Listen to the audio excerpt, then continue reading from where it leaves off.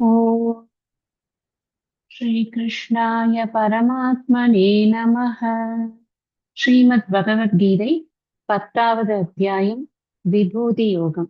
பகவான் ஸ்ரீ கிருஷ்ணர் ஏற்கனவே 7வது அத்தியாயத்திலிருந்தே இந்த தத்பத விசாரத்தின் முகமாக ஈஸ்வரனை பற்றி நிறைய விஷயங்களை சொல்லிக்கொண்டே வரும் பொழுது ஈஸ்வரனுடைய விபூதிகளையும் அங்கங்க குளோரிஸ், அவருடைய பெருமைகள் என்ன அப்படிங்கறத சொல்லிக்கொண்டே வருகிறார்.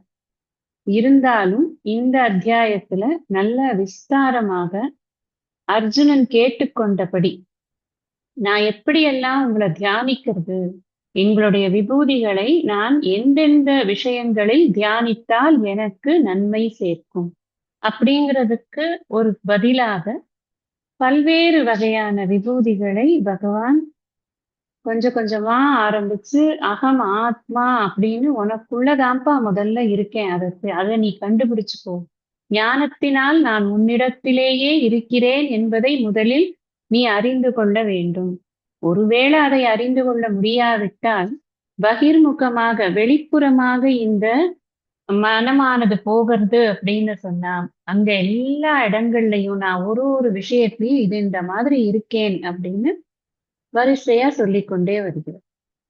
எல்லா விஷயத்துக்கும் ஒரு எக்ஸாம்பிள் கொடுக்கிற, அந்த எக்ஸாம்பிள் உச்சமாக இருக்கக்கூடிய ஒரு விஷயத்தை சொன்னது அப்படின்னு சொன்னா, நாம அந்த வெரைட்டில இருக்கக்கூடிய அனைத்தும் அப்படின்னு நாம புரிஞ்சுக்கணும். எதா இருந்தாலும் அது பகவானுடைய விபூதி தான். அதுல தியானிக்கிறதுக்கு இது உகந்தது அப்படின்னு ஒன்னொன்னு பகவான் எடுத்து எடுத்து கொடுக்கிறார் அப்படின்னு பார்க்க. கடைசியா 4 விஷயம் சொன்னார். நான் விருஷ்ணி குலத்துல யாதவர்களுடைய விருஷ்ணி அப்படிங்கிற சப்செக்ட்ல நான் வாசுதேவனாக இருக்கிறேன். வசுதேவருக்கு பிறந்த மைந்தனாக, கிருஷ்ணனாக நான் இருக்கிறேன் அப்படின்னு தன்னுடைய அவதாரத்தை சொன்னார். அந்த அவதார மகிமை அங்கேயும் சொல்லப்படுகிறது அப்படின்னு பார்ப்போம். பாண்டவர்கள்ல நான் யாரா இருக்கேன் அப்படின்னா நீயாத்தான் இருக்கேன். இது எதை குறிக்கிறதுன்னா, நான் வேற நீ வேற இல்ல. அப்ப நான் கிருஷ்ணனா இருக்கேன், நான் பாண்டவர்கள்ல நீயா இருக்கேன் அப்படின்னா என்ன அர்த்தம்? நானா இருக்கேன், உனக்குள்ளேயும் நான் தான் இருக்கேன் அப்படின்னா அதுக்கு அர்த்தமே என்ன அப்படின்னா, எல்லா இடங்களிலேயும் நீக்கமர நிறைந்திருக்கிறார்ங்கிறத இந்த ஒரு 2 வார்த்தையே நமக்கு உணர்த்துறது. கேட்டுக்கொண்டிருக்கக்கூடிய தனஞ்சயனாகவும் சொல்லிக் கொண்டிருக்கக்கூடிய கிருஷ்ணராகவும் இருக்கிறார் அப்படின்னு சொன்னா என்ன அர்த்தம் இருக்கு? இப்போ இங்க பிரம்மார்ப்பணம் பிரம்ம ஹவிஹில பார்த்தோம் இல்லையா, 4வது அத்தியாயத்துல பார்த்தோம். ஹோம கரண்டி, ஹோமம், ஹோம திரவியங்கள், ஹோமத்தை செய்யும் ஹோதா எல்லாருமே ஒன்றுதான், எல்லாமே பிரம்மம் தான் பார்த்தோம் இல்லையா. அதைத்தான் இங்க வேற விதமாக சொல்கிறார் அப்படின்னு பார்த்தா, இறைவனுக்கு அந்நியமாக வேறொன்று இல்லை. கேட்பவன் சொல்பவன் அனைத்தும் இறைவனே அப்படின்னு பார்த்தோம். முனிவர்களில் நான் வியாசராக இருக்கிறேன். கவிகளில் நான் உஷனா கவி அப்படின்னு சொல்லக்கூடிய சுக்ராச்சாரியாராக இருக்கிறேன் அப்படின்னு. இதெல்லாம் நாம போன சத்சங்கத்துல இதுக்கு ஒன்னொன்னுத்துக்குமான விளக்கங்களை எல்லாம் நம்ம பார்த்துக்கோம். இப்ப நாம 38வது ஸ்லோகத்துல இருந்து படிக்கணும். தண்டோ தமயதாமஸ்மி நீதிரஸ்மி ஜிகீஷதாம் மௌனம் சைவாஸ்மி குஹ்யானாம் ஞானம் ஞானவதாமகம். தமயதாம், தம அப்படின்னாலே நம்ம சம தமல பார்த்திருக்கோம் இல்லையா. தம அப்படின்னா நம்மளுடைய புறக்கரணங்களை நெறிப்படுத்துவது, இங்கேயும் அதான் அர்த்தம். ஒழுங்கை அப்படின்னு அர்த்தம். தமனா ஒரு ஒழுங்குபாடு, ஒழுங்கை நிலைநாட்டுபவருள். தமயதாம், ஒழுங்கை நிலைநாட்டுபவருள். தண்டக, அடக்கும் சக்தியாக அஸ்மி இருக்கிறேன். ஜிகீஷதாம், ஜெயிக்க விரும்புபவர்களுள். நீதிஹி, நீதியாக அஸ்மி இருக்கிறேன். குஹ்யானாம், ரகசியமான விஷயங்களுள். மௌனஞ்ச ஏவ, மௌனமாக அஸ்மி இருக்கிறேன். ஞானவதாம், ஞானம் உடையவர்களுள். அகம், நான் ஞானம், ஞானம் அறிவு அப்படின்னு போட்டு. ஒழுங்கை நிலைநாட்டுபவருள் அடக்கும் சக்தியாக இருக்கிறேன். ஜெயிக்க விரும்புபவர்களுள் நீதியாக இருக்கிறேன். ரகசியமான விஷயங்களுள் மௌனமாக இருக்கிறேன். ஞானம் உடையவருள் நான் ஞானமாக இருக்கிறேன். இப்ப இங்க ஒரு 4 விஷயம் சொல்றேன். தமயதாம் தண்டக தண்டக அப்படின்னா அடக்கும் சக்தி. நம்ம சாம தான வேத தண்டம் அப்படிங்கிற விஷயம் நம்ம எல்லாருக்கும் 4 இருக்குங்கிறது மட்டும் தெரியும். 4ல தண்டம் அப்படின்னு சொன்னா தண்டனை கொடுப்பது அப்படின்னு. யாரையுமே வந்து எல்லா விஷயத்துக்குமே கொஞ்சிட்டே இருந்தா வேலை நடக்கும். ஏதாவது ஒரு சந்தர்ப்பத்துல நாம இது தவறு அப்படிங்கிறத ஸ்ட்ராங்கா சொல்ல வேண்டிய ஒரு அவசியம் நமக்கு ஏற்படும். எப்ப அது ஏற்படுறதோ அப்ப இல்ல இல்ல அது சொல்லணும்னு இப்ப சொன்னா அவங்களுக்கு கஷ்டமா இருக்கும் அப்படின்னு அதை அவாய்ட் பண்ணாம அதை சொல்ல வேண்டிய முறையில அந்த ஒழுங்கை நிலைநாட்டுவதற்காக எந்த அளவுக்கு அதை செய்யணுமோ அதை செய்யறதுக்கு ஒரு சக்தி வேணும். இப்ப அந்த சக்தி நமக்கு பொதுவாக நம்மளுடைய சொசைட்டில யார்கிட்ட கொடுத்திருக்கு அப்படின்னு சொன்னா நீதிபதிகள்கிட்ட கொடுத்திருக்கு. அவர்கள் தான் தண்டனை என்ன அப்படிங்கறத ஒரு குற்றம் ஏற்பட்டது அப்படின்னு சொன்னா அந்த குற்றத்துக்கு இதுதான் தண்டனை அப்படின்னு கொடுக்கணும். தண்டனையை கொடுக்கறதுக்கு முன்னாடி இவன் வேணுங்கிறவன் இவன் வேண்டாங்கிறவன் இவன் நல்லவன் கெட்டவன் வெளியில இவன் நமக்கு இந்த ஹெல்ப் பண்ணிருக்கான் வரச்சு இந்த வண்டியில லிஃப்ட் கொடுத்தான் இப்படின்னு எல்லாம் நம்ம ஏதாவது ஒரு லிஸ்ட் வச்சுக்கொண்டு அதுக்கப்புறம் அவனுடைய குற்ற விஷயங்களை ஆராய்ந்து பார்த்தோம்னு சொன்னா சரியான படிக்க அந்த தண்டனையை கொடுக்க முடியாது. இறைவனை எப்படி அறிமுகப்படுத்துகிறார் வள்ளுவர்? வேண்டுதல் வேண்டாமை இலான். நமக்கும் அந்த வேண்டுதல் வேண்டாமை இல்லாமல் தண்டம் கொடுக்கணும். ஒருத்தருக்கு வந்து தண்டனை கொடுக்கணும்னு இருந்தது அப்படின்னு சொன்னா முக்கியமான விஷயம் என்னன்னா வேண்டுதல் வேண்டாமை இருக்கக்கூடாது. விருப்பு வெறுப்பற்ற ஒரு அப்ரோச் இருந்ததுனாதான் அந்த தண்டனை அப்படிங்கிறதுல ஒரு நியாயம் இருக்கு. இல்லைன்னா ஒரு நியாயமே இருக்கவே இருக்காது. அதனால நியாயத்தோட அந்த தண்டனையை வழங்க வேண்டும். இன்சிடென்டலி இப்ப இந்த புதுக்கோட்டையில யாரெல்லாம் புதுக்கோட்டை கோவிலுக்கு போயிருக்கீங்கன்னு எனக்கு தெரியாது. போகல அப்படின்னா இப்ப இனிமே போகிறச்சே இந்த விஷயம் நீங்க தெரிஞ்சுட்டா உங்களுக்கு நல்லா இருக்கும். அது ஆக்சுவலா வந்து ஒரு அதிஷ்டானம். அது கோவில் கிடையாது. அந்த அதிஷ்டானத்தை கோவிலாக மாற்றியது. அதிஷ்டானம் தான் முக்கியம். பிரதானம் எது? அதிஷ்டானம்னா என்னன்னா ஒரு மகாத்மாவுடைய சமாதி. அதுதான் அதிஷ்டானம். அங்க யாருடைய சமாதி பிரதானம் அப்படின்னு சொன்னா ஜட்ஜு சுவாமிகளுடைய சமாதி. பேரே பாத்தீங்கன்னா ஜட்ஜு சுவாமிகள் அப்படின்னு. அவருக்கு வந்து அவருக்கு பேரும் ராமகிருஷ்ண பிரம்மேந்திரர் அப்படின்னு தான் பேர். அவர் வந்து எப்படி வந்து அவர் இது ஆனார் அப்படின்னு சொன்னா அவர் வந்து அட்வொகேட்டா பிராக்டிஸ் பண்ணி நீதிபதியாக பிராக்டிஸ் பண்ணிட்டு இருந்தார் சென்னையில. நல்லா படிச்சு அந்த காலத்துல எவ்வளவோ காலம் முன்னாடி பாத்துக்கோங்க. 100 வருஷம் 150 வருஷம் முன்னாடி இருக்குமா இருக்கும். அது வந்து அவர் அட்வொகேட்டா பிராக்டிஸ் பண்ணி சென்னையில இருக்கிற சமயத்துல அவருக்கு டிராவன்கோர் அந்த திருவனந்தபுரம் மகாராஜா கிட்ட இருந்து நீதிபதியா இருக்கிறதுக்கான ஒரு அழைப்பு வந்தது. ஒரு பதவி உயர்வு தானேன்னு அங்க போய் அவர் சேர்ந்து பல வழக்குகளை அவர் தீர்த்து கொண்டு வந்தார். அவர் ரொம்ப ரொம்ப பக்திமான். நிறைய சாஸ்திர விஷயங்கள்ல ஈடுபாடு கொண்டவர். நியாய தர்மத்துக்கு ரொம்ப பயப்படக்கூடியவர். ஒரு சமயத்துல அவருக்கு ஒரு தீர்ப்பு சொல்றதுக்கு ரொம்ப பொலிட்டிக்கல் ப்ரெஷர் ரொம்ப ஜாஸ்தியா இருந்துச்சு. எத்தனை விஷயங்கள் நம்ம பார்க்கிறோம் இல்லையா? பொலிட்டிக்கல் ப்ரெஷர்னால சரியான தீர்ப்பு கூட வந்து கொடுக்க முடிய மாட்டேங்குது. அதை வழவழா குழக்கழான்னு கொடுக்குறாங்க. அப்படி இல்லைன்னா மாத்தி தீர்ப்பை கொடுக்குறாங்க. அப்புறம் திருப்பி நம்ம அப்பீல் எவ்வளவு அப்பீல் ரிவ்யூ எவ்வளவு போனாலும் அதுக்கான தீர்வுகள் கிடைக்கல. காரணம் இந்த தண்டம் அப்படிங்கிற ஒரு விஷயத்த அந்த ஸ்கேல் வைக்கிறதுக்கு தெரிய மாட்டேங்குது. அது வைக்கிறதுங்கிறது ஒரு பெரிய பகவானுடைய அது ஒரு விபூதி அப்படின்னு சொல்றாரு. பகவானே சொல்றாரு. இப்ப இந்த ராமகிருஷ்ணன் அப்படிங்கிற ராமகிருஷ்ண பிரம்மேந்திரர் அப்படிங்கிற அந்த ஜட்ஜு சுவாமிகள் என்ன பண்றாருன்னா இந்த இது பண்ண முடியல. அவரால் வந்து அந்த பொலிட்டிக்கல் ப்ரெஷருக்கு அவரால் ஈல்ட் ஆக முடியல.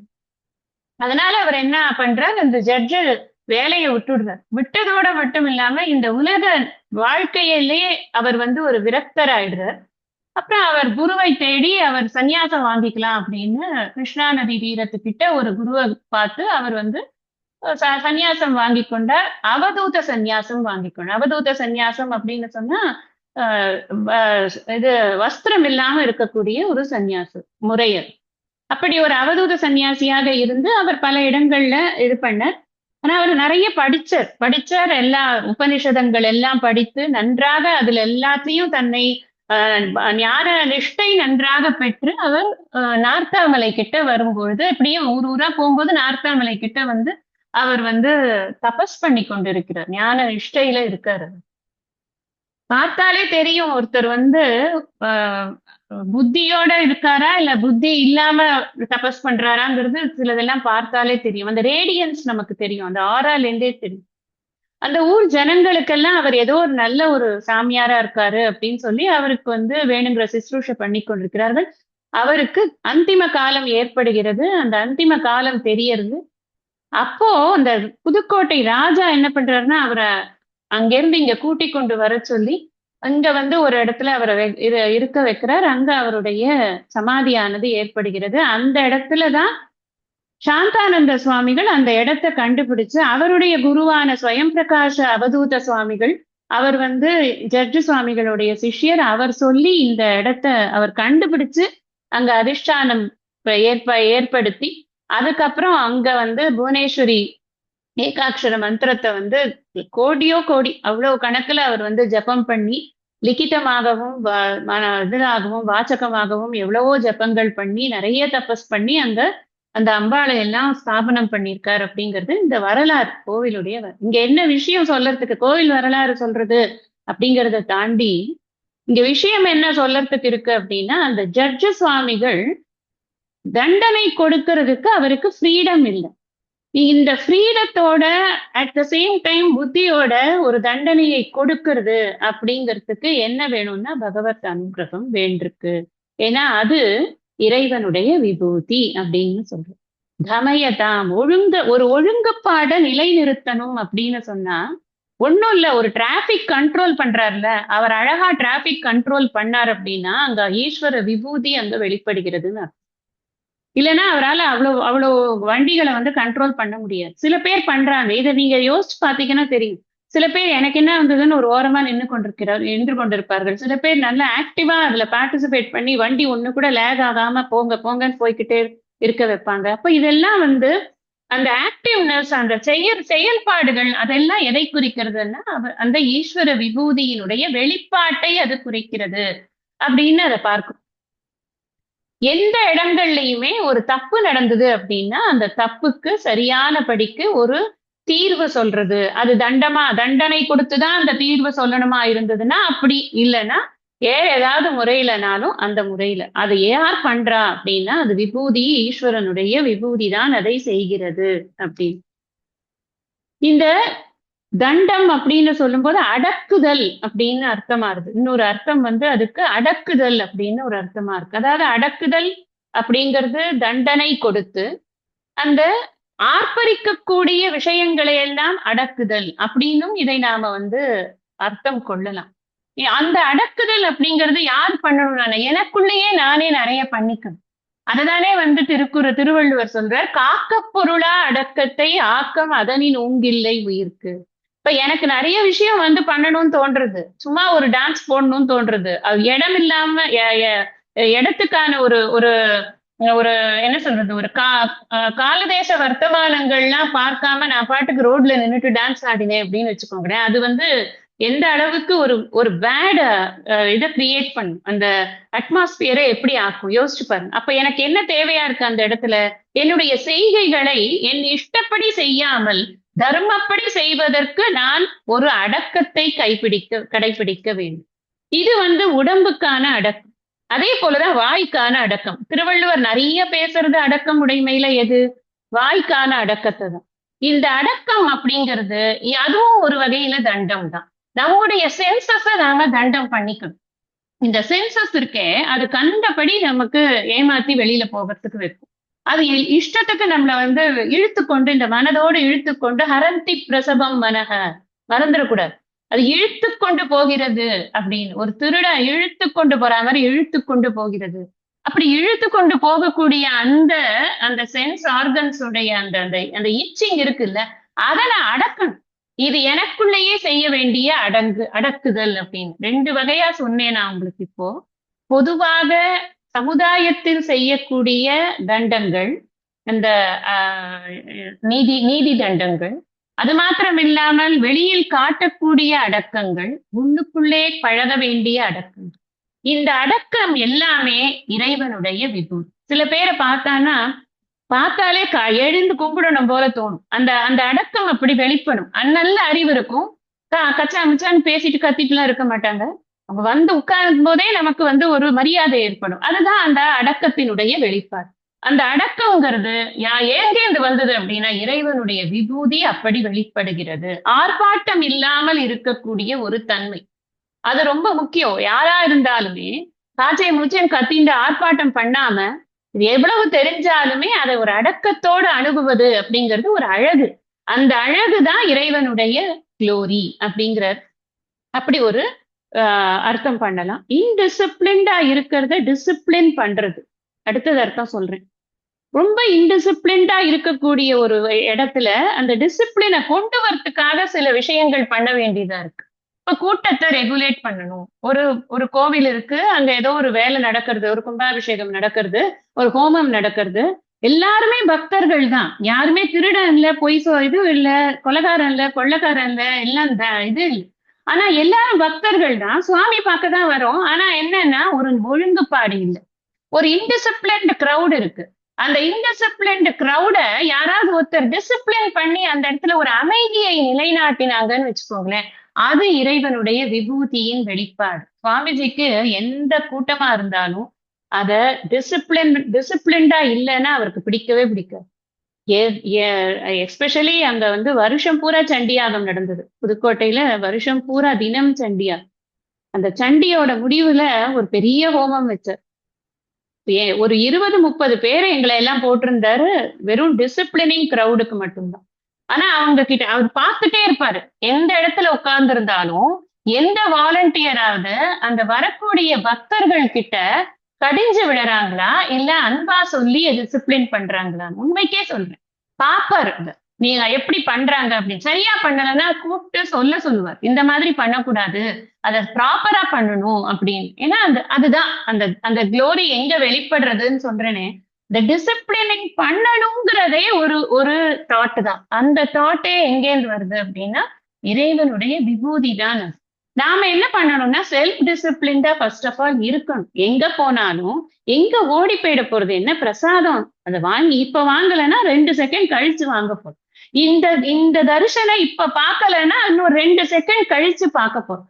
இந்த ஒரு பக்குவம் இல்லாம நீ நகரு நான் நகருன்னு முந்தி பிந்தி இடிச்சு தள்ளி அப்படி போகக்கூடிய அதுதான் இன்டிசிப்ளின்டு. அந்த இன்டிசிப்ளின்டு கிரௌட டிசிப்ளினிங் பண்றதுங்கிறது இருக்குல்ல, அது பகவானுடைய ஒரு விபூதி அப்படின்னு பார்த்தோம். தண்டோ தமயதாம் அஸ்மிங்கிறத பார்த்தோம். ஜிகீஷதாம் நீதி அஸ்மி. ஜிகீஷதாம்னு சொன்னா நியாய உணர்வோடு இருக்கக்கூடியவர்கள், ஜெயிக்க விரும்புபவர்கள்னு போட்டிருக்கேன். ஜெயிக்க விரும்புபவர்கள் நியாயமா ஜெயிக்கிறணும்னு நினைக்கணும். நான் ஜெயிக்கணும் அவ்வளவுதான். எவன் எக்கேடு கட்டு போனா எனக்கு என்ன வந்தது? அதை பத்தி எல்லாம் எனக்கு கவலையே கிடையாது. நான் ஜெயிக்கணும் அப்படிங்கறச்ச எனக்கு வேணுங்கிற சாதகமான சூழ்நிலைகளை எல்லாம் நான் பார்த்து கொண்டு பக்கத்துல யாராவது இருந்தா தட்டி விட்டு ஓடிட்டே இருப்பேன். இது சில இடங்கள்ல அப்ளை ஆகலாம். மேபி நம்ம வந்து ரன்னிங் ரேஸ்ல வந்து பக்கத்துல இருக்கிறவனை பார்க்காம ஓடுறது அப்படிங்கிறது.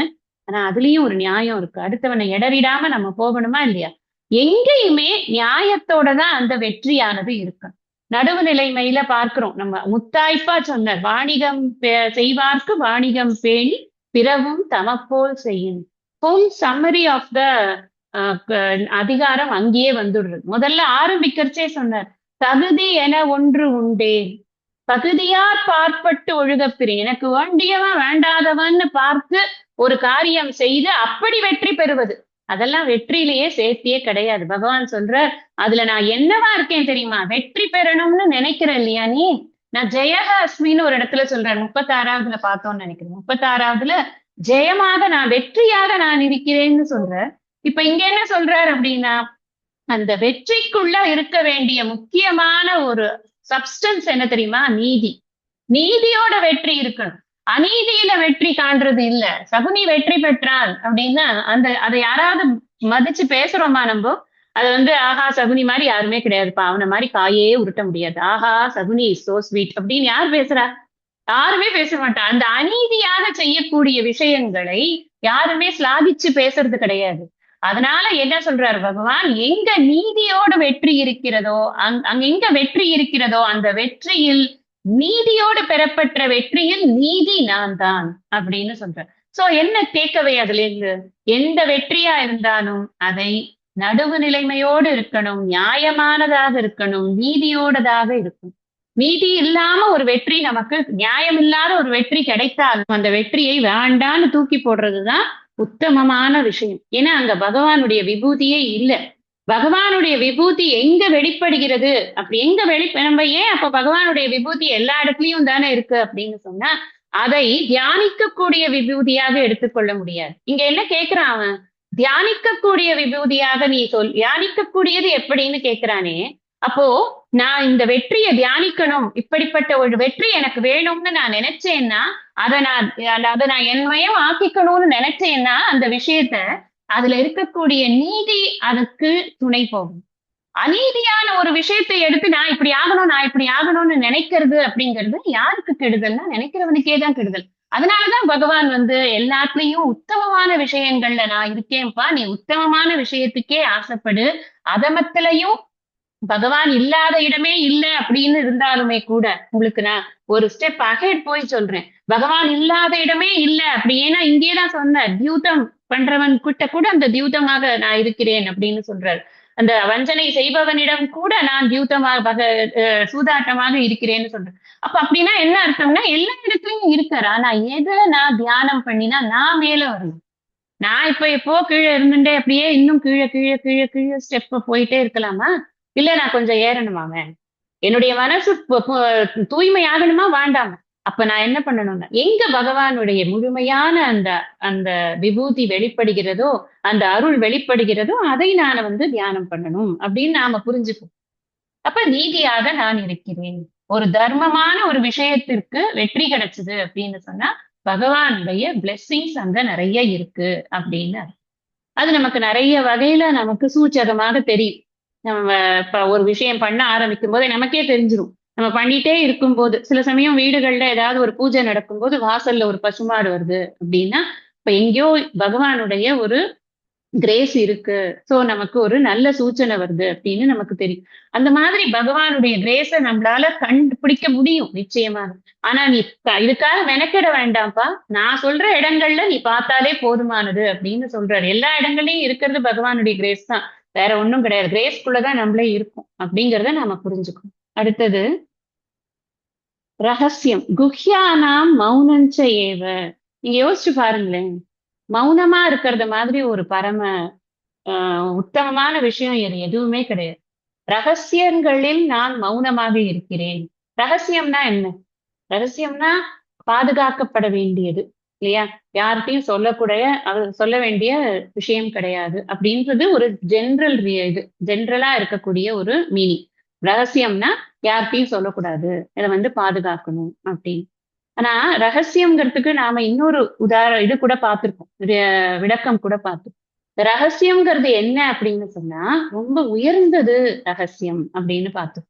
இந்த ராஜவித்யா ராஜகுஹ்யம் அப்படிங்கிறத பார்க்கும்போது அப்படி ரகசியமா இருக்கிறதுக்கு அதுல என்ன இருக்குன்னா, அது ரொம்ப வசத்தியா இருக்கு, அது ரொம்ப மதிப்பு மிகுந்ததாக இருக்கு.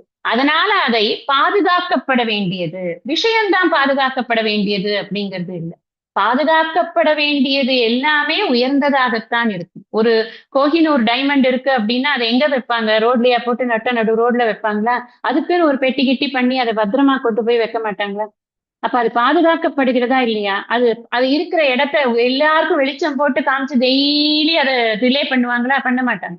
திருடனுக்கு நாமளா அழைப்பு விடுற மாதிரி ஆயிடுச்சு. இப்ப அது ரகசியமான இடத்துல, ஏன்னா அது உயர்ந்தது, அது பாதுகாக்கப்பட வேண்டியது. இப்ப மௌனம்ங்கிறார். அதனால நம்ம என்ன புரிஞ்சுக்கணும்னா, வார்த்தைகளை யூஸ் பண்ணும்போது ரொம்ப ரேஷன் ஜாஸ்தியா இருக்கு. பச்சா மச்சான்னு வாயை திறந்தா லொடல் லொடல் லொடல் லொடன்னு சில பேருக்கு வாயை ஜிப்பு போட்டு மூடணும் அப்படியே. டேய்ப்பா நிறுத்துறியா இல்லையா அப்படிங்கிற மாதிரியான அளவுக்கு பேச்சு பாட்டுக்கு போய்க்கொண்டே இருக்கு. அது தேவையோ தேவையில்லையோ, அந்த சப்ஜெக்டுக்கு சம்பந்தமோ சம்பந்தம் இல்லையோ, அந்த கேள்விக்கு சம்பந்தமோ சம்பந்தம் இல்லையோ, கேள்வி கூட கேட்க விடாம எடுத்ததுல இருந்து வைக்கிற வரைக்கும் தானே பேசி தானே தொண்டை தண்ணி வரல கத்து கத்துன்னு கத்தி முடிச்சாச்சு அப்படின்னா அது என்ன பேச்சு? ரசிக்க முடியுமா அந்த மாதிரி ஒரு பேச்சு? பேச்சை ரசிக்கவே முடியாது. அதனால எது எது ரொம்ப முக்கியம்னா, அப்பப்போ ஒரு மௌனம் இருக்கணும். முதல்ல ஒரு பேச்சுனாலே, அங்கேயே அந்த ஒரு ஒரு பர்ட்டிகுலர் இப்ப நம்ம ஒரு மாடுலேஷன் பேசுறோம்னு வச்சுக்கோங்களேன். இப்ப நான் பேசும்போது, இடையில இடையில ஒரு கேப் இருந்தா தானே சொன்ன வார்த்தை உள்ள போகும். இல்ல நான் பேசிட்டே இருக்கேன். இப்ப இந்த ரேடியோ ஜாக்கீஸ்லாம் பேசுறாங்க. எவ்வளோ ட்ரை பண்ணாலும் நம்மளுக்கு அந்த மாரி வரவே வராது. அது பெரிய ஒரு கலை தான் நிஜமாவே. வீடியோ ஜாக்கி, ரேடியோ ஜாக்கி இவெல்லாம் வந்து அந்த கமா, ஃபுல் ஸ்டாப் எல்லாம் கடையில வாங்கின்னு தான் வந்து போடணும். அவங்களோட சென்டென்சஸ்லாம். அப்படி ஒரு பேச்சு. இங்க என்ன சொல்ற? நான் மௌனம் எல்லா இடங்கள்லயும் இருக்கிற சைலன்ஸ அப்சர்வ் பண்ணு. பேச்சுக்கு இடையில இருக்கிற சைலன்ஸ் ரொம்ப ரொம்ப முக்கியம். அத அப்சர்வ் பண்ணணும். அந்த சைலன்ஸ் மனசுக்குள்ள ஏற்படுறது அத அப்சர்வ் பண்ணணும். இன்னும் சொல்லப்போனா, இந்த சைலன்ஸ் அப்படிங்கிறதே தான் பிரம்மம் அப்படின்னு சாஸ்திரம் சொல்றது. இந்த மௌனம் அப்படிங்கிறதுக்கு இன்னொரு அர்த்தம் என்ன அப்படின்னா, பிரம்மன் அப்படின்னு. நம்ம எது முக்கியம், எது உயர்ந்தது, எது வந்து பாதுகாக்கப்பட வேண்டியது, எதை பற்றிய அறிவு ரொம்ப உயர்ந்தது. இப்பதான் பார்த்தோம் ராஜவித்யா, ராஜகுஹ்யம்னு. யார பத்தின அறிவு அது? பிரம்மத்தை பற்றிய அறிவு அப்படின்னு பார்க்கிறோம். ஏன்னா, அமார்த்த சதுர்த்தக அவ்யவஹாரக அப்படின்னு உபனிஷத் சொல்றது. அமாத்திரக அப்படின்னா, இந்த இந்த இது இருக்கு இல்லையா, இந்த ஓம்ங்கிற சொல் இருக்கே, இந்த ஓம் அப்படிங்கறது ஊ மேக்கு தாண்டி ஒரு சதுர்த்த ஸ்டேஜ்ல ஒரு 4வது நிலையில இது 1, 2, 3ன்னு வச்சோம்னா 4வது நிலையில ஒரு சைலன்ஸ் இருக்கு. அந்த சைலன்ஸ் தான் பிரம்மன் அப்படின்னு அது ஒரு விதமான பிரசன்டேஷன். அதுதான் பிரம்மன்னா அந்த சைலன்ஸ் எங்கெங்க போய் தேடுறது அப்படின்னு. சைலன்ஸ் எங்கேயும் தேட முடியாது. சைலண்டா இருந்தா தான் சைலன்ஸ அறிய முடியும். அப்ப நம்ம என்ன பண்ணணும் அப்படின்னா, அமைதி, அமைதி, அமைதி. எப்ப பார்த்தாலும் மனசு அதனாலதான் சுவாமிஜி சொல்றாரு, அமைதியான ஆனந்தம். ஆர்ப்பரிக்கக்கூடிய ஆனந்தத்தினால நம்மளால வந்து நிம்மதியாவே இருக்க முடியும். ஏன்னா அது ஷார்ட் லிவ்டு ஆனந்தம். இந்த அமைதியான ஆனந்தம் இருக்குல்ல, அதுதான் எப்பவுமே நமக்கு சர்வதா நிம்மதியை தரக்கூடிய ஒரு விஷயமா இருக்கு. இப்போ இங்க மௌனம் நான் தான் அப்படிங்கிற ஒருத்தரால மௌனமா இருக்க முடியாது. அதனால சில பேர் வந்து மௌன விரதங்கள்லாம் அனுஷ்டிக்கிறது. அதெல்லாம் எதுக்குன்னா பிராக்டிஸ் வரணும். பேச்சு ரொம்ப ஜாஸ்தியா ஆகாம, அந்த பேச்சு என்ன என்ன வேணாலும் என்ன நினைச்சாலும் அத வார்த்தையால சொல்லணும் அப்படின்னு நினைக்கணுங்கிறது ரொம்ப கம்மி. கீழ் அது. எத நினைச்சாலுமே அத முதல்ல உள்ளுக்குள்ள ப்ராசஸ் பண்ணணும். ப்ராசஸ் பண்ணிட்டு 50% தான் வெளியில சொல்லணும். ஏன்னா மீதி 50% வேஸ்ட் தான் அது. அந்த வேஸ்ட்ட முதல்லயே கழிச்சு கட்டிடணும். அந்த சொன்ன 50%ல அதுக்கு அடுத்த வாட்டி சொல்லும்போது அதுல 50% குறைச்சிடணும். இப்படித்தான் அந்த வார்த்தைகள நம்ப ரேஷன் பண்ண வேண்டிய முறை. அப்ப வார்த்தைகள் ரேஷன் ஆகுறதுனால எனக்கு என்ன பிரயோஜனம்னா, அதிக நேரம் மனம் வந்து மௌனத்துல இருக்கும். இந்த மௌனமா இருக்கும் பொழுது, மனம் வெளிப்புறமாக போவதை விட, உட்புறமாக அதிகமாக பயணித்து, அது உள்ளே இருக்கக்கூடிய ஆனந்தத்தை நன்றாக அறிவதற்கு முயற்சி செய்யும். அங்க ஞான தீபேன பாஸ்வதான் உள்ள இன்னும் வெற்றிடம் கிடையாது. உள்ள அப்படியே வந்து அப்படியே சூன்யமா வச்சிருல பகவான். ஏன்னா அவரே சொல்றார், ஞான தீபேன பாஸ்வதா அப்படின்னு. யோ வேத நிகிதம் குகாயாம். இதெல்லாம் இருக்கு. அதனால அங்க இருக்கக்கூடிய அந்த அறிவு ஸ்வரூபமாக இருக்கிற இறைவனை அறியணும்னு சொன்னா மௌனம் ரொம்ப முக்கியம்.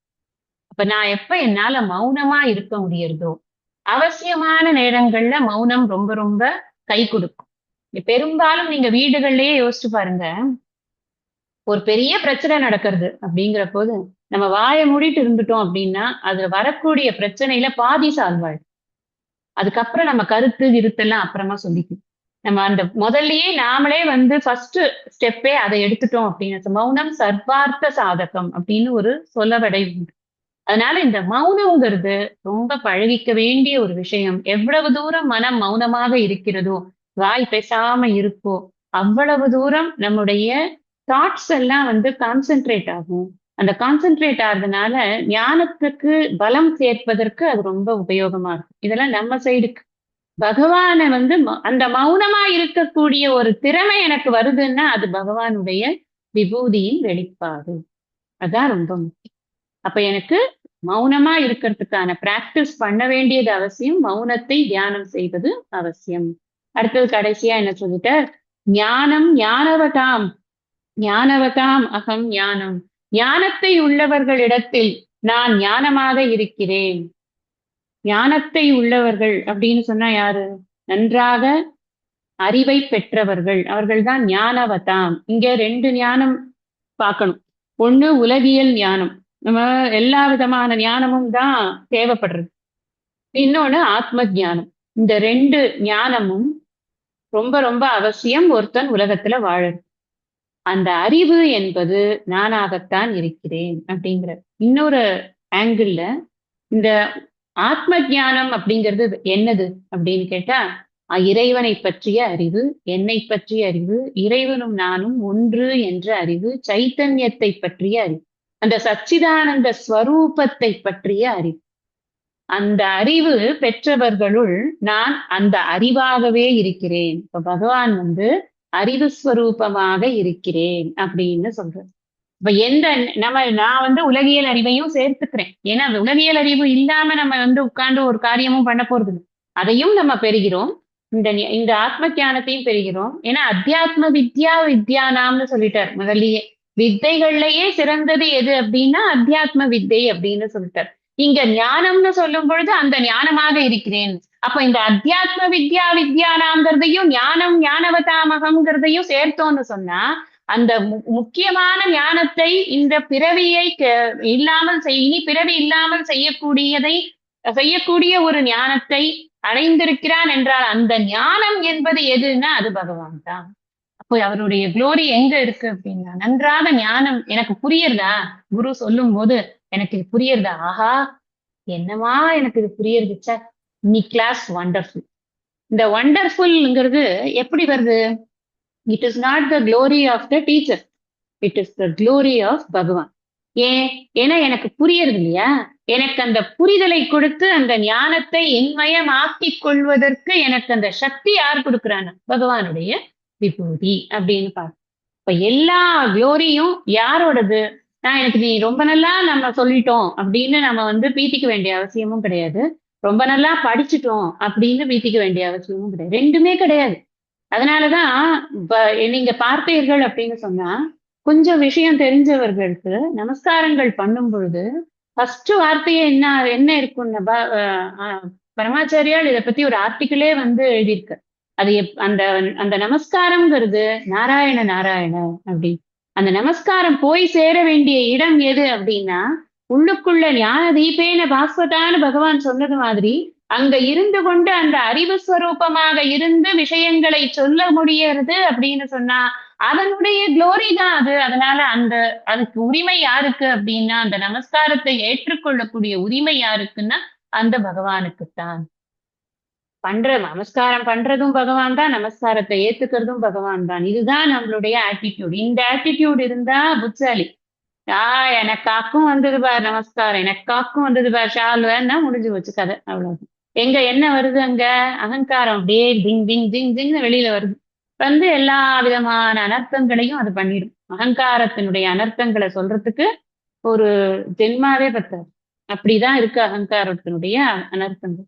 அதனால இப்போ அறிவு இருக்குன்னு சொன்னா அந்த அறிவு யாரோடது? பகவானோட. நான் பெருமைப்பட்டுக்கவே கூடாது.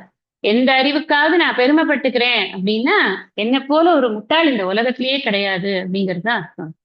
அதனால நம்ம இது அப்ளைஸ் ஃபார் உலகியல் ஆல்சோ. பயங்கர ஐஐடியில படிச்சிருக்கான், அவன் ஐஐஎம்ல பண்ணியிருக்கான், எல்லாம் பண்ணியிருக்கான். அதான் எப்படி ஈஸ்வர விபூதி அங்க வெளிப்பட்டதுனால அவனால அந்த அறிவை பெற முடிந்தது. இதுதான் நம்மளோட ஆட்டிடியூட், பெஸ்ட் ஆட்டிடியூட். இந்த ஆட்டிடியூட் இருந்தா பிரச்சனையே இருக்காது நமக்கு வாழ்க்கை. அடுத்தது பார்க்கலாம். 39.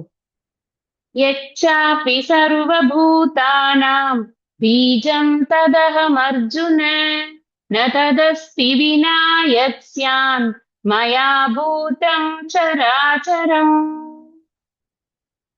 ஹே அர்ஜுனா, சர்வபூதானாம் அனைத்து உயிர்களுக்கும், எது பீஜம் வித்தோ தத்து அப்பி அதுவும் அகம் நானே, மயாவினா நானின்றி, எது சியாத் இருக்கக்கூடுமோ, தத்து அத்தகைய பூதம் வஸ்து, சராச்சரம் சரமோ அச்சரமோ, ந அஸ்தி இல்லை. ஹே அர்ஜுனா, அனைத்து உயிர்களுக்கும் எது வித்தோ அதுவும் நானே, நானின்றி எது எது இருக்கக்கூடுமோ அத்தகைய வஸ்து சரமோ அச்சரமோ இல்லை. இது வந்து இப்படி படிக்கிறச்சே கொஞ்சம் புரியாத மாதிரி இருக்கும். ஏன்னா எல்லாம் வந்து அந்த பொயட்டிக்கல் லாங்குவேஜ்ல இருக்கிறதுனால இதை இப்படியே ப்ரோஸ் பண்ணிட்டோம்னு வச்சுக்கோங்களேன். ப்ரோஸ் பண்ணி தான் சொல்லியிருக்கு. ஆனாலும் அதுல இன்னும் கொஞ்சம் நமக்கு புரியுற மாதிரி இருக்கணும்னா, நான் இல்லாம இந்த உலகத்துல ஒண்ணுமே இல்லப்பா. அது அசையிற பொருளா இருந்தாலும் சரி, அசையாத பொருளா இருந்தாலும் சரி. அவ்வளவுதான். எதெல்லாம் இருக்கோ அது எல்லாத்துக்கும் வித்து நான் தான். இந்த 2 சென்டென்ஸ் பகவான் சொல்றார். இங்க இருக்கக்கூடிய அத்தனை விஷயங்களுக்கும் வித்து. வித்துன்னா என்னது? மூல காரணம். ஒரு மரம் வளருது அப்படின்னா அதுக்கு காரணம் என்ன? ஒரு விதை. அதத்தான் வித்துங்கிறோம். அந்த வித்தாக இருக்கக்கூடிய மரத்தினுடைய அத்தனை அம்சங்களையும் வைத்துக் கொண்டு இருக்கக்கூடியதுதான் வித்து. இல்லையா? அதனால அத்தனை விஷயங்களையும் வைத்துக் கொண்டிருக்கக்கூடிய வித்தாக இருக்கக்கூடியது, மூல காரணமாக இருக்கக்கூடியது எது அப்படின்னா அதுதான் பகவான். அதுக்கு காரணம் உண்டா அப்படின்னா அதுக்கு காரணம் கிடையாது. இந்த பகவானுக்கு எல்லாருக்கும் தாய் இருக்காங்க, எல்லாருக்கும் தந்தை இருக்காங்க. ஆனா பகவானுக்கு மட்டும் தாய் தந்தை எல்லாம் கிடையாது. ஏன்னா யாரும் அவரை படைக்கவும் இல்லை, ஒண்ணும் இல்லை.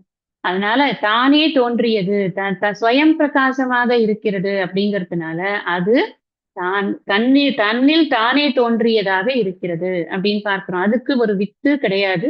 அதுதான் எல்லாவற்றுக்கும் வித்தாக இருக்கிறது. நான் இப்போ இந்த உலகம் எப்படி ஏற்பட்டிருக்கிறது அப்படின்னு சொன்னா, ஏதோ ஒரு ஒரு ஒரு ஒரு பொருள் வேணும் இல்லையா? இந்த உலகம் எப்படி ஏற்பட்டது அப்படின்னு சொன்னா, ஏதோ ஒரு பொருளாலதான் இந்த உலகங்கள்ல இருக்கக்கூடிய எல்லா விஷயமும் பண்ணியிருக்கணும். ஒரு மலையை பண்ணணும்னா அதுக்கு ஒரு ரா மெட்டீரியல் வேணும். ஒரு கடல்னா அதுக்கு ஒரு ரா மெட்டீரியல் வேணும். ஒரு பூமியில மண்ணு அப்படின்னா அதுக்கு ஒரு ரா மெட்டீரியல். இப்படி ஒன்னொன்னுத்துக்கும் ஒரு ரா மெட்டீரியல். ஆகாசத்துல இருந்து பூமி வரைக்கும் இருக்கிற பஞ்சபூதங்களுக்கு எல்லாத்துக்கும் ரா மெட்டீரியல் வேணும். பகவான் என்ன சொன்னார் முதலியே? நான் தான்ப்பா அனைத்துமே. அதனால நகம் சர்வசிய பிரபவக. நான் தான் அனைத்துமாக இருக்கிறேன். இங்க மெட்டீரியல் அப்படிங்கிற கான்செப்ட் வேற கிடையாது. நானே தான் மெட்டீரியலாக இருக்கிறேன். நானே தான் அனைத்திற்குமான மூலப்பொருளாக நான் தான் இருக்கிறேன். மெட்டீரியல்ங்கிறத மூலப்பொருள்னு புரிஞ்சுக்கோங்க. இங்க மூல காரணம்னு போட்டிருக்கு. வித்து அப்படிங்கிற போது நான் மூல காரணம் சொன்னேன். ஏன் சொன்னேன் அப்படின்னா, பொருள் மாத்திரம் இருந்தா போருமா? நல்ல பிசைஞ்ச ஒரு இது இருக்கு, கிளே இருக்கு. அதை வைத்துக்கொண்டு இந்த கிளே தான் பாட்டுன்னு சொல்லி கொண்டிருக்க முடியுமா? அந்த கிளேய வந்து யாராவது ஒருத்தர் அதை ஒரு ஒரு ஒரு குடமாகவோ அல்லது வேற ஏதாவது ஒரு ஒரு தட்டாகவோ பண்ணினா தானே அதுக்கு ஒரு ஒரு ஒரு ஃபார்ம் வரும். அதை பண்றதுக்கு ஒரு இன்டெலிஜென்ஸ் வேணும்ல.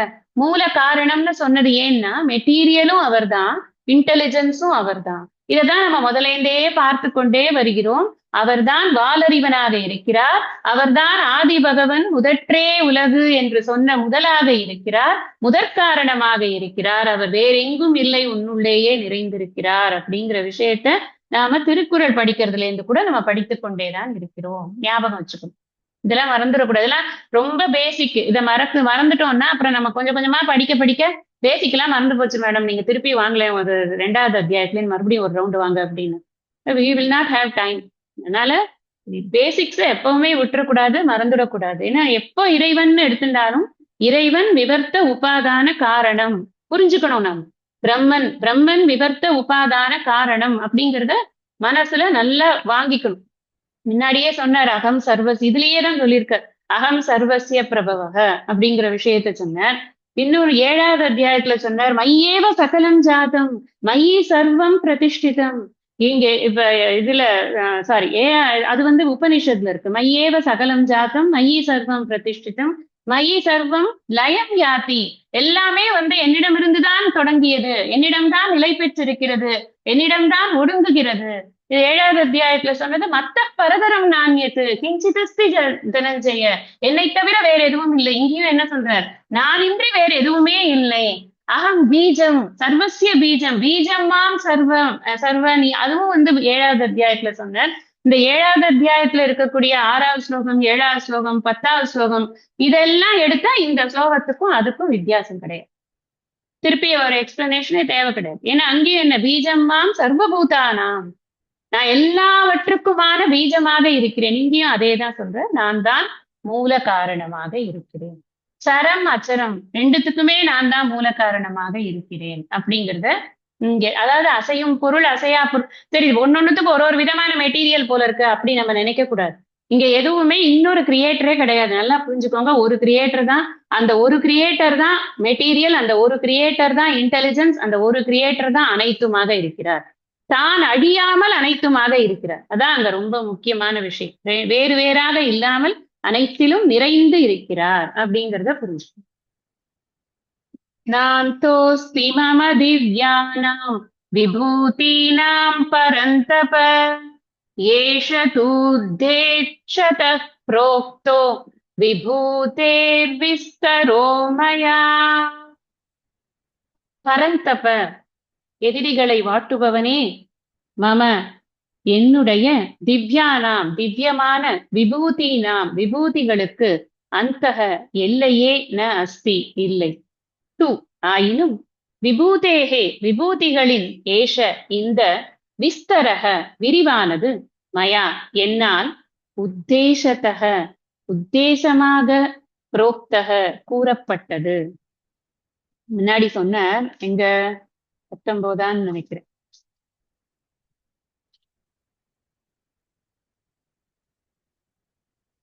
பிராதான்யத்த குரு சிரேஷ்ட 19 பிராதானமாக இருக்கக்கூடியவற்றை சொல்றேன் அப்படின்னு சொன்ன எது ரொம்ப முக்கியம். அதனால இங்கேயே என்ன சொல்லிட்டார், உத்தேசத்தக உத்தேசத்தக புரோக்தக கூறப்பட்டது, உத்தேசமாக கூறப்பட்டது. ஹே எதிரிகளை வாட்டுபவனே என்னுடைய திவ்யமான விபூதிகளுக்கு எல்லையே இல்லை. ஆயினும் விபூதிகளின் இந்த விரிவானது என்னால் உத்தேசமாக கூறப்பட்டது. நம்ம பகவானுடைய பெருமையை பேசுறது நம்ம நிறைய இடங்கள்ல பார்க்கிறோம். இப்ப இதுல லலிதா சஹஸ்ரநாமத்துல வந்து முன்னாடி பூர்வ பாகத்துல ஹயக்ரீவ சம்வாதத்துல அதுதான் சொல்றாரு அவர். அது வந்து ஆதிசேஷனால கூட விவரிக்க முடியாது அம்பாளுடைய பெருமைகளை. அதுக்கு வார்த்தைகளே கிடையாது. யாராலையும் எழுதவும் முடியல. அதனால அம்பாள் வந்து வசின்யாதி வாக்தேவதைகளை விட்டு அந்த பெருமைகளை நீ எழுதணும் அப்படின்னு சொல்லி அதனால ஏற்பட்டதுதான் இந்த லலிதா சஹஸ்ரநாமம் அப்படிங்கிறத நம்ம பார்க்கணும். எல்லா விஷயங்களுமே இறைவனுடைய விபூதி அப்படிங்கிற அன்லிமிட்டெட் க்ளோரி. அத வந்து இவ்வளவுதான் இதுலதான் அப்படின்னு சொல்ல முடியாது. நமக்கு தெரியுமா அண்ட பகிரண்டம் எல்லாம் எவ்வளவு பெருசுன்னு தெரியுமா? அளந்துட்டு வந்துட்டோமா? அதுல என்னென்னத்துல என்னென்னலாம் விசேஷமா இருக்குன்னு தெரியுமா? நம்மளால கண்டுபிடிக்க முடியுமா? நம்மளால எதுவுமே கண்டுபிடிக்க முடியாது. ரொம்ப லிமிட்டெட் மைண்ட். ஆனா க்ளோரி எப்படி இருக்கு அப்படின்னா அன்லிமிட்டடா இருக்கு. ரொம்ப பெருசு. விபூதிங்கிறது அதாவது பகவானே சொல்றாரு அதுக்கு எல்லையே கிடையாது. ஏன்? இது ஒரு சிம்பிள் லாஜிக் தான். நம்ம இப்ப என்ன பார்த்தோம், பகவான் உடைய விபூதிங்கிறது என்னன்னு பார்த்தோம். இது வந்து வியக்தமாகி இருக்க அகம் சர்வசிய பிரபவகன்னு சொன்னதுனால வியக்தமாக இருக்கக்கூடிய இந்த வெளிப்பட்டு இருக்கக்கூடிய அனைத்தும் நாமரூபங்கள் அனைத்தும் இறைவனுடைய விபூதி. இதெல்லாம் நடத்தி நாளாச்சு. ஒரு 4-5 கிளாஸுக்கு 10 கிளாஸ் முன்னாடி கூட இருக்கும்னு நினைக்கிறேன். நான் ஆரம்பத்துல இதெல்லாம் சொல்லியிருக்கேன். இது இந்த நாமரூபங்கள் அனைத்துமே இறைவனுடைய விபூதி அப்படின்னு சொல்லணும். நாமரூபங்கள் இது வந்து வியக்தம் அப்படின்னு சொல்லும் பொழுது வெளிப்பட்டு இருக்கக்கூடிய மேனிஃபெஸ்டட் இது பிரபஞ்சம். பிரபஞ்சத்தினுடைய அளவு என்ன தெரியுமா நமக்கு? யாராலையும் அளக்க முடியல. அதோட எல்லை இந்த சைடு எவ்வளவு, இந்த சைடு எவ்வளவு, இந்த சைடு எவ்வளவு அப்படிலாம் அளக்க முடியல. அதோடைய விஸ்தீரணம் தெரியாது. அதுதான் எல்லையற்று. ஏன்னா எல்லாமே பகவான் தானே சொல்லும் பொழுது எப்படி எல்லையை சொல்ல முடியும்? இந்த அளவு வரைக்கும் இருக்குப்பா, அதுக்கப்புறம் வேற யாரோ அப்படின்னு சொல்றது கிடையாது. அதனால சொல்றார் எனக்கு எல்லையே கிடையாதுப்பா அப்படின்னு. ஆச்சாரியர் சொல்ற சிவசக்தியா யுக்தக எதிபவதி சக்த பிரபவித்தும். யாராவது பண்ண முடியுமா? யாருக்காவது வந்து அந்த இது இருக்கா? நீயும் இறைவனும் சேர்ந்தல்லவா அந்த சக்தியை கொடுக்க வேண்டும். அது இல்லாம யார் புண்ணியம் பண்ணாதவனால அதை பண்ண முடியுமா? உன்னை பத்தி சொல்ல முடியுமா? உன்னை பத்தி நினைக்க முடியுமா? ஃபர்ஸ்ட் நகி ஸ்பந்தித்து பப்பி அப்படிங்கிறார். அசைய முடியாதம்மா. உன்னை பத்தி தெரியாத உன்னை பத்தி அறியாம அசையக்கூட முடியாது. அதுக்கு உன்னுடைய அருள் இல்லாம அசைய முடியாது. உன்னை பற்றி அறிவதற்கு உன்னுடைய அருளானது தேவைப்படுகிறது அப்படிங்கிறத ஃபர்ஸ்ட் ஸ்லோகத்திலேயே சொல்றார். நம்ம பார்க்கிறோம் இதுல சௌந்தரிய லகரி. அதனால இந்த விபூதிக்கு ஒரு அளவு கிடையாது. இது ஏகப்பட்டது இருக்கு. என் திசை விளக்கும் ஒரு தெய்வ அருள் இல்லாமல் இல்லை எனும் நினைவும் உண்டு அப்படிம்பர் தாயுமானவர். அண்டபகிரண்டமெல்லாம் மாயா விகாரம் அம்மாயை இல்லாமையே ஆமெனவும் அறிவு உண்டு அப்பாலும் அறிகின்ற அறிவினை அறிந்து பார்க்கின் என் திசை விளக்கும் ஒரு தெய்வ அருள் இல்லாமல் இல்லை எனும் நினைவும் உண்டு. அதுக்கு அடுத்த வார்த்தை தான் ரொம்ப பெஸ்ட். இங்கு யான் எனது அற துரிய நிறைவாகி நிற்பதே இன்பமெனும் அன்பும் உண்டு. வாயே திறக்காம கம்முன்னு இருந்துட்டேன்னா அதுதாம்மா இன்பம். ஒன்னும் சொல்றதுக்கே இல்ல. நீதான், அனைத்தும் நீதான் அப்படின்னு. அதனால எதுக்கு சொல்றேன் அப்படின்னு சொன்னா, இத விளக்குவது அப்படிங்கிறதுக்கு ஒரு எல்லை கிடையாது. ஏன்னா அது பொருள் எல்லை இல்லாததாக இருக்கிறது. அதனால அவர் என்ன சொல்றாருன்னா, உனக்கு உத்தேசமா சில இடங்கள் சொல்லியிருக்கேன்ப்பா. இந்த இடமெல்லாம் நீ பாரு. இதுல எல்லாம் நீ திங்க் பண்ணு. இது இந்த வகையில நீ திங்க் பண்ணினியானா உன்னுடைய மனசு வந்து நல்லா சித்த சுத்தி அடையும். அது வந்து உனக்கு நிதித்தியாசனத்துக்கு நன்றாக பயன்படும். ஞானத்தை நன்றாக நிஷ்டை பண்ணிக் கொள்ளலாம் அப்படிங்கறதெல்லாம் அதுக்குள்ள இருக்கு. நான் உத்தேசமா சொல்லியிருக்கேன். ஒரு அளவு சொல்றேன். நம்ம சிலதெல்லாம் சொல்லிட்டு சொல்லுவோம். என்ன சொல்லுவோம்? ஏதோ எனக்கு தெரிஞ்ச வரைக்கும் ஒரு அளவு சொல்லியிருக்கேன். பார்த்து இது பண்ணிக்கோங்க அப்படின்னு சொல்லுவோம். அப்படின்னா என்ன அர்த்தம்? இன்னும் நிறைய இருக்கு. ஏகப்பட்டது இருக்கு. இதுக்கும் அது பொருந்தும். நான் சொல்ற சில விளக்கங்களுக்கும் அது பொருந்தும். ஏதோ ஒரு அளவுக்கு நம்மளால இந்த புத்தியில எவ்வளவு தூரத்துக்கு ரீட்டைன் பண்ணி வெளிப்படுத்த முடியறதோ ரெண்டுமே பகவானுடைய விபூதி தான் இல்லையா? அது இருக்கணும், அப்புறம் அது வெளிப்படுத்தும். அந்த ரெண்டுத்துக்கும் எந்த அளவுக்கு அது ஒர்க் ஆச்சோ அந்த அளவுக்கு அது வெளியில வருது. பகவானே என்ன சொல்றாருன்னா, என்னுடைய விபூதியை பற்றி நான் பேசுவதற்கு எல்லை கிடையாது. ஏதோ ஒரு உத்தேசமான அளவுக்கு உனக்கு நான் சொல்லி இருக்கிறேன். அதனாலதான் ரேண்டம் செலெக்ஷன் பாருங்க. ஒரு இடத்துல மரத்தை பத்தி பேசுறாரு, ஒரு இடத்துல வந்து ரிஷியை பத்தி பேசுறாரு. டக்கு டக்குன்னு மாறிட்டே இருக்கு. ஒரு அளவு எதுவும் ஞாபகம் வரதெல்லாம் சொல்லிக்கொண்டே வர மாதிரி ஒரு ஒரு தோற்றம் இருக்கு இல்லையா இதுல. அந்த விபூதி யோகத்தை திரும்ப திரும்ப திரும்ப படிக்கணும்.